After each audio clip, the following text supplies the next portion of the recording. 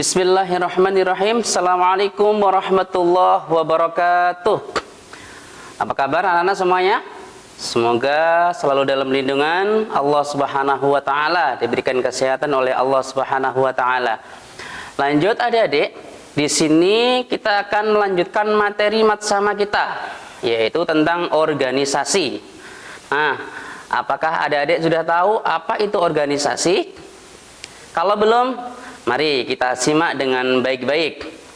Sebelumnya perkenalkan dulu, nama Pak Guru adalah Bapak Muhammad Hasan Marif. Nanti akan menjadi guru akidah akhlak di kelas 1, di kelas 2. Jadi nanti adik-adik waktu tatap muka ataupun mungkin waktu pembelajaran akan ketemu Pak Hasan di materi akidah akhlak. Baik adik-adik, sudah siap mengikuti materi? Jangan lupa persiapkan buku tulis sama pulpennya. Nanti tolong dicatat, karena di akhir materi nanti akan ada pertanyaan yang harus kalian jawab. Baik, kita mulai. Bismillahirrahmanirrahim. Nah, organisasi adalah wadah atau tempat berkumpulnya sekelompok orang atau sekelompok siswa untuk bekerja sama, memotivasi dan saling mendukung, yang mana organisasi ini akan dipimpin oleh satu pemimpin, yang mana antara pemimpin dan anggotanya harus saling bekerja sama. Jadi organisasi adalah sekumpulan siswa yang berkumpul, yang memiliki satu tujuan bersama, memiliki satu tujuan utama dan disukseskan secara bersama-sama. Lanjut. Nah, di luar kita sering dengar istilahnya OSIS. Namun kalau di madrasah kita namakan yang namanya OSIM. Kalau di luar, OSIS adalah organisasi siswa intrasekolah. Kalau di madrasah adalah organisasi siswa inta madrasah. Baik, pengertiannya dicatat ya, biar nanti tahu apa itu OSIM. OSIM adalah wadah atau tempat antar siswa untuk saling bekerja sama dan mewujudkan suatu kegiatan dan disukseskan secara bersama-sama. Itu adalah OSIM. Jadi OSIM itu adalah wadah para siswa, wadah kalian semuanya untuk bersatu, membangun komunikasi, mewujudkan sebuah tujuan yang disukseskan secara bersama-sama. Lanjut.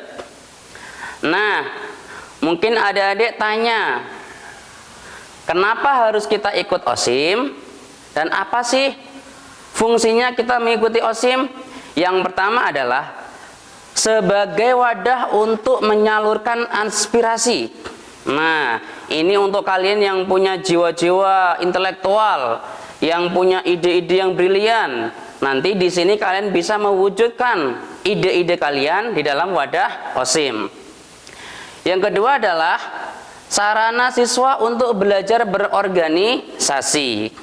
Tahu nggak kalian bahwasanya Nabi Muhammad SAW itu pernah memerintahkan pada sahabatnya, seperti ini kalimatnya: ketika engkau berjalan lebih dari satu orang, maka satu di antara kalian harus ada yang menjadi seorang pemimpin. Ini artinya bahwasanya setiap kita adalah organisasi, yang mana antara satu dan yang lainnya harus saling mendukung. Maka di OSIM inilah kita akan belajar tentang apa itu organisasi.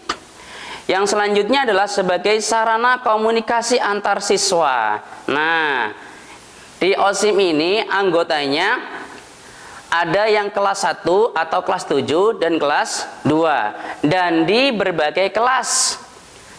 Jadi nanti di OSIM ini kalian akan bisa saling mengenal antara kelas 1 dan kelas yang lainnya. Antara teman 7A mungkin berteman dengan kelas 8A dan yang lain-lainnya. Maka di OSIM ini kalian akan mendapatkan manfaat, salah satunya ialah menjalin komunikasi antar siswa. Selanjutnya adalah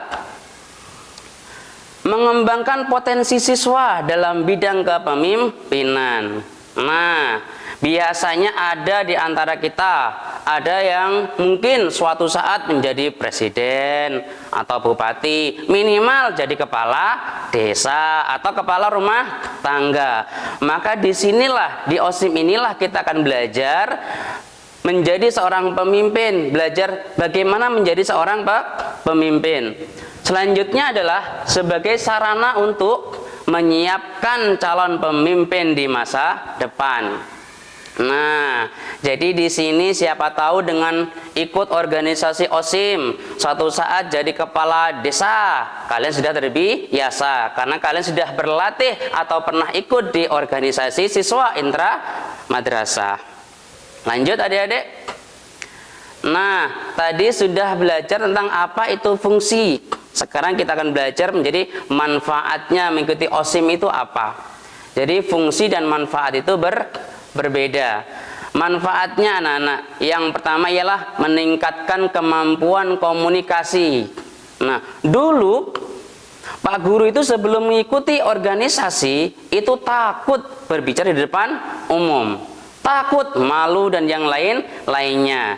Nah, setelah masuk organisasi inilah akhirnya Pak Guru pun bisa belajar ngomong di depan umum itu bagaimana, bagaimana berbicara di hadapan orang banyak itu bagaimana, bagaimana berbicara dengan teman yang lainnya itu bagaimana, bagaimana membangun komunikasi antar teman satu dan teman yang lainnya.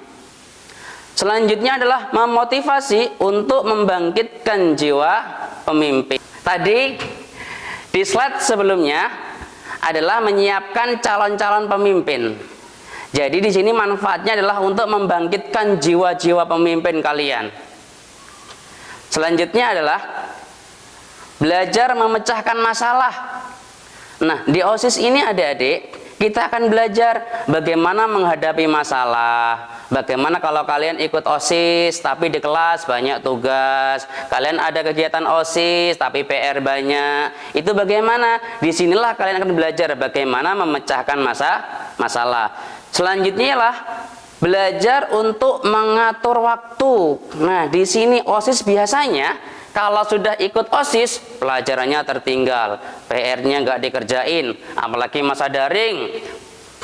Gara-gara ikut OSIS, pelajarannya nggak dikumpulkan, tugasnya nggak dikumpulkan. Lah di OSIS inilah adik-adik kita akan belajar bagaimana cara membagi waktu. Selanjutnya adalah belajar bertanggung jawab. Bertanggung jawab tentang apa? Tanggung jawab dengan tugas kita.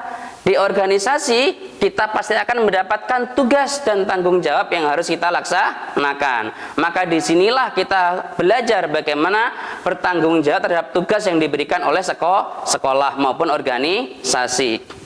Selanjutnya adalah belajar untuk menghadapi tekanan.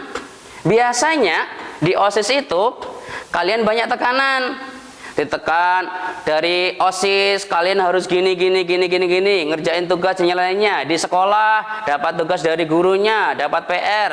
Di rumah dapat tugas dari orang tuanya. Nah, di OSIS inilah kalian akan belajar bagaimana menghadapi sebuah tantangan. Selain OSIM adik-adik, organisasi di madrasah itu ada PMR atau kita kenal dengan yang namanya Palang Merah Remaja. Yang selanjutnya adalah Pramuka, yang mana kepanjangannya adalah Praja Muda Karana. Mungkin di antara kalian sudah jelas tentang apa itu yang namanya Pramuka maupun PMR.